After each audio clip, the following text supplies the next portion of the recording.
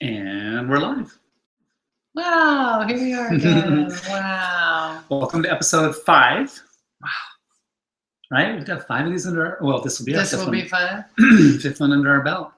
And you guys are hanging in with us, really? This is kind of cool. Kind of cool. Maybe you can even tell your friends and, we can expand the number of people we get to talk to.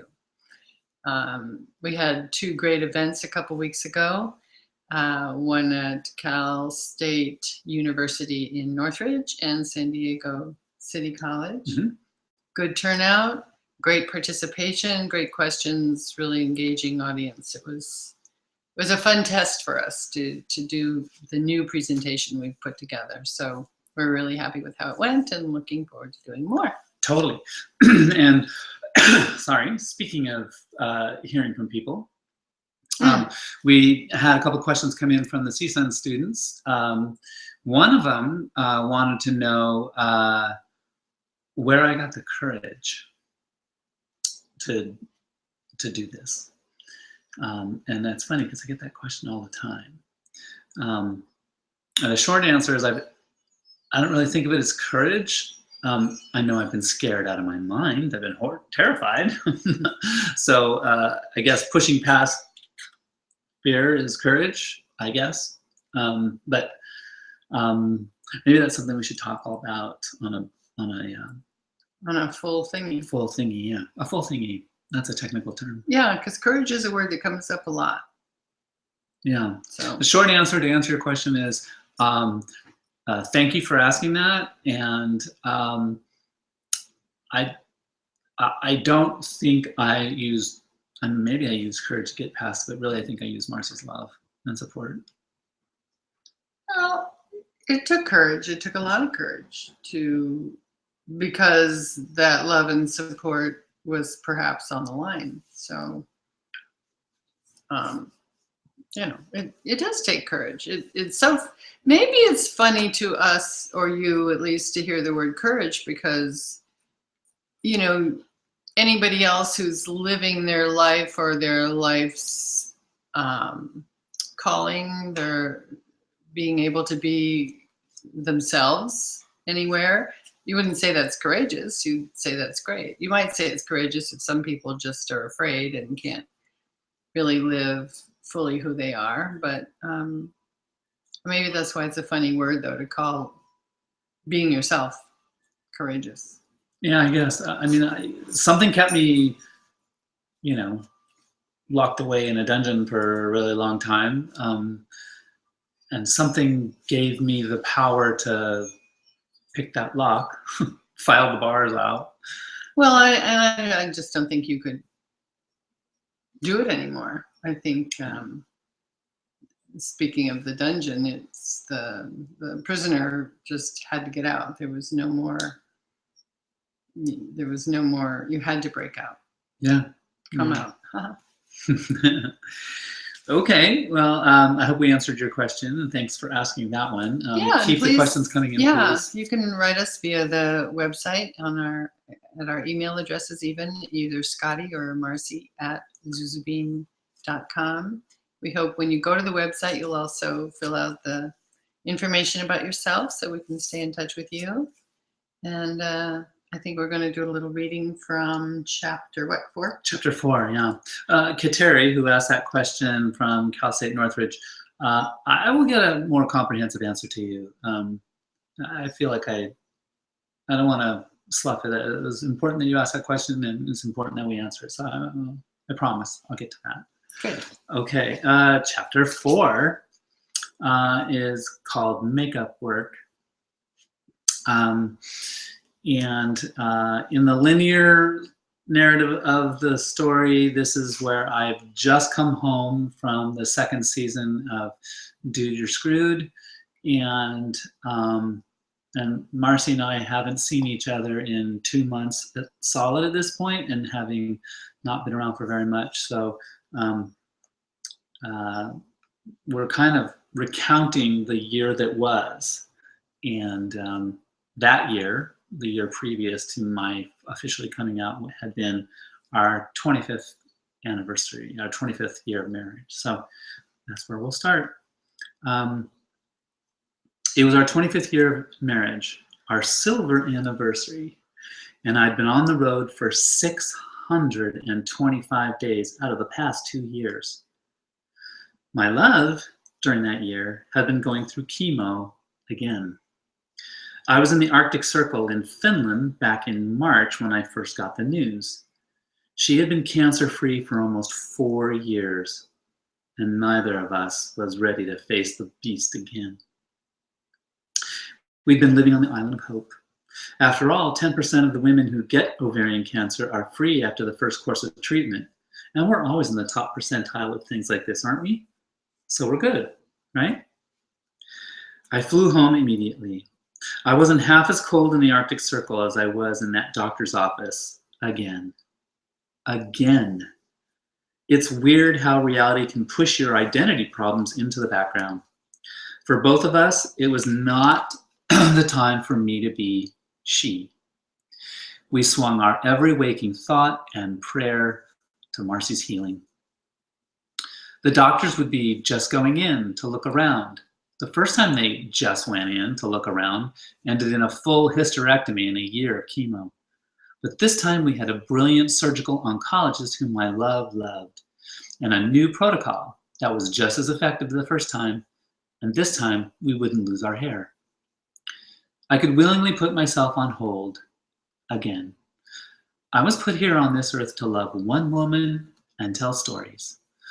I would come to know that both of those required me to be only who I truly was. In the meantime, I scrambled back and forth between my love's care and running a show. Yes, it was a freaking gnarly year. Which brings us back to the here and now. Reunited.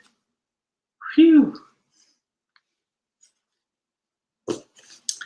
So what's your side of that? Well, you know what I'm struck with saying, and I certainly wouldn't have, I wasn't thinking I would go here, but I think it might be worth addressing the whole topic of cancer for a minute. Mm-hmm. Because I know there are those of you out there who have enough of a spiritual belief or understanding that, you know, the things that happen in our bodies, the diseases that we attract, come for a reason. And, you know, I've investigated that a lot, just wanted you to know. But just aside from the you and me part of it for a sec, it was, maybe I can reassure some of you, it wasn't such an awful time all the way through. It's a scary diagnosis to get for sure, and it wasn't fun to have to face it again. But as Scottie said, the first time we went through it with the remedy I was given, I like to call it a remedy, I did lose my hair. But I have to say, even that was kind of an interesting thing to go through, because sometimes I used to ask myself if I could be like, you know, a spiritual monk or something. And one of the reasons I thought, no, that'll never happen is because I could never stand the idea of shaving my head. So I really saw a lot of what was happening to me as facing all the nevers in my life. And that was one of them. But actually, when I did lose my hair before, people would tell me what a beautiful head I had. You never get to hear that because it's usually pretty covered up. So that was kind of cool. And it was very freeing in a lot of ways. Talk about a fresh start and feeling like a baby again. So for some reason, I just wanted to raise that. But what also has to be said is that your strength as a woman and your conviction of your heart is what got us through that. You're okay. So that's courage. That was courage. Yeah, but that was also with your support. Maybe that's partly why I want to say this, because sometimes I get the question of, how did I manage for us to stay together?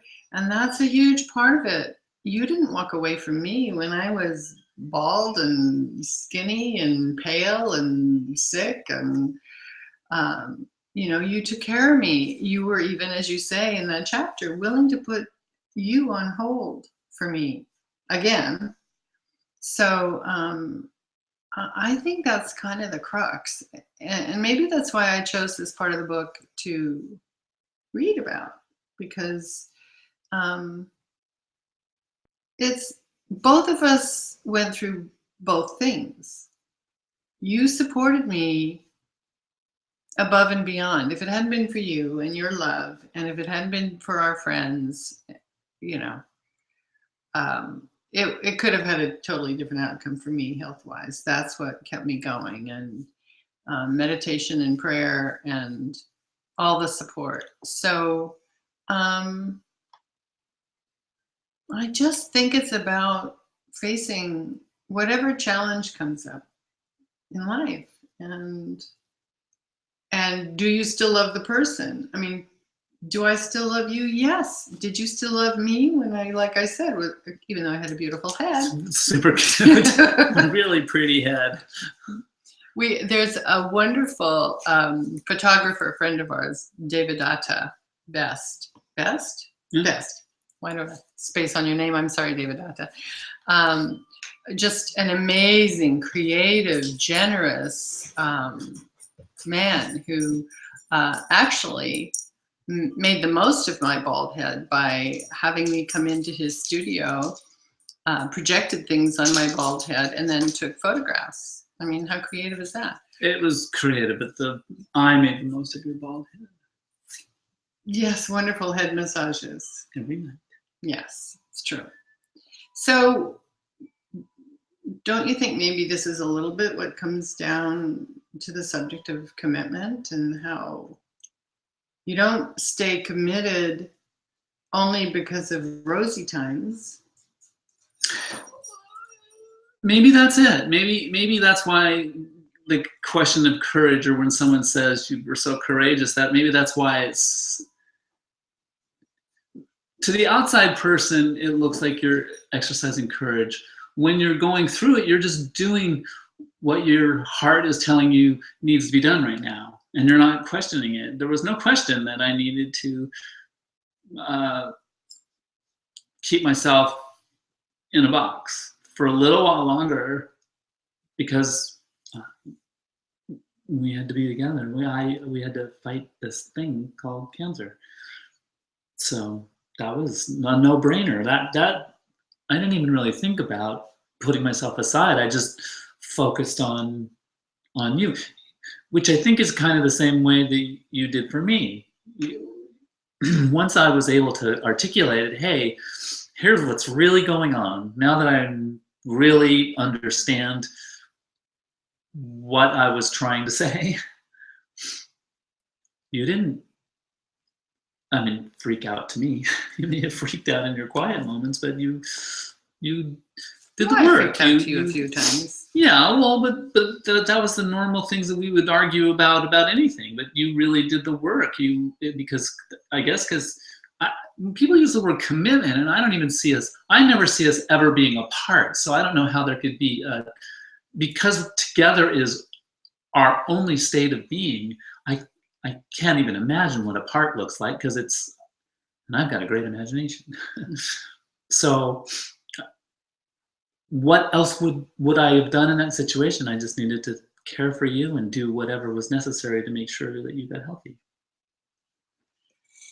Yeah, and I feel like it was a test. And I've sometimes joked with people that, when they say, how did you get through this? And, oh my God, you also had to go through that. Oh my God. But it's, everybody goes through all kinds of stuff. The challenges anybody faces in life can be huge, life-altering, near death and death of loved ones. I mean, there's just so many things that can happen to us. And I just figure, a lot of times people will say, I didn't see this coming. Well, of course, because if you saw something coming, maybe you could prepare for it. I think that's why tests do come to us totally out of the blue. So, because the test isn't the thing, the test is how do you handle the thing? How do you respond to it? How do you stay afloat in joy? How do you approach life and stay happy and loving no matter what? No matter what? No matter what. You like that? No matter what. You sound like me. or Meg Ryan in The Moving. Mm-hmm. Paprikash. Anyway. Well, thanks for making it. We leave on a light note then. I'm hungry. Oh, all right. Well, I guess it's time to make dinner. So this is Trans Day of Visibility. Hey, guess what? You know someone who's trans. Hey, you know what I thought of something today with What? all this bathroom rigmarole? Mm-hmm. I think that trans people should be able to have their own bathroom so that people will leave them the heck alone. It's not about, oh, merge me into your bathroom. Oh, put 2 symbols on the door or whatever. Just you guys need to leave us alone and let us pee in peace. Right? My God. It's ridiculous. It's ridiculous. And by the way, don't all bathrooms have stalls? What are people worried about? It's the weirdest thing that people would be freaked out. The only people who've ever been caught doing things that you're not supposed to be doing in a bathroom are Republican senators. Ooh, well, the numbers are certainly higher. Right? It's bizarre. So no wonder they're worried about it, Well, that's what they do in there, but nobody else does. Everybody else just goes in to pee. I don't want some guy in my bathroom with my daughter because he might attack her or something. It's not a guy. Could you look up transgender, please? Right. There's your homework. There you go. Oh, well. Anyway. Another rant. A slight aside. Well, thanks for coming. And we hope we didn't piss you off. Oh, that's good. Thank you. That's cute. Toilet humor. I will see you next week. Okay. Bye.